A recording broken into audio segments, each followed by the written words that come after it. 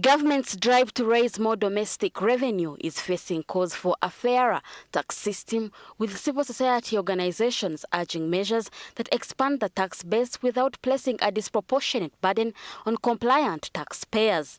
The Tax Justice Alliance of Uganda says while domestic revenue mobilization remains essential to funding government programs, some existing taxes have had unintended effects on taxpayers.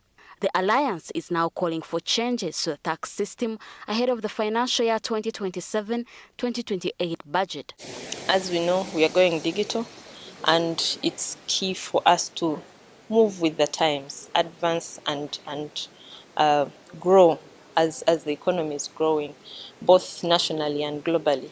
But then if we are increasing that and also increasing the costs on some of these of using these services, it becomes a challenge. So rethinking the element on mobile money transactions could be something that government can look into. The next financial year budget, we really want to see the women and also the poor this time benefiting from the tax. This value-added tax on water needs to be removed.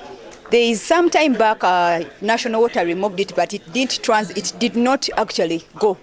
So we want government to make water affordable so that women and children and the poor don't spend a lot of time going to the wells to fetch water and also consuming contaminated water. Right now, a unit of water is over 4,000 shillings and it is very expensive. So removing VAT on water would make water affordable. One of the key proposals is a review of value-added tax, which the Alliance considers regressive because it places a heavier burden on low-income households. Uganda continues to levy a higher rate than most of our neighbors. Now, when you look at it, some of our traders or members have continued to take advantage by embracing maybe the East African protocols as the East African community. So we end up, maybe in that sense, we end up putting more money to other economies than our own economy.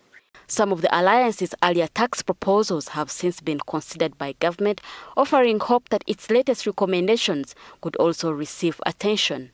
Government raised the pay-as-you-earn threshold from 235,000 Uganda shillings to 335,000 Uganda shillings. That is a win for us because it really frees resources, especially those that are into formal employment, because it reduces their tax deduction. Rona Nahabwe, NTV Business.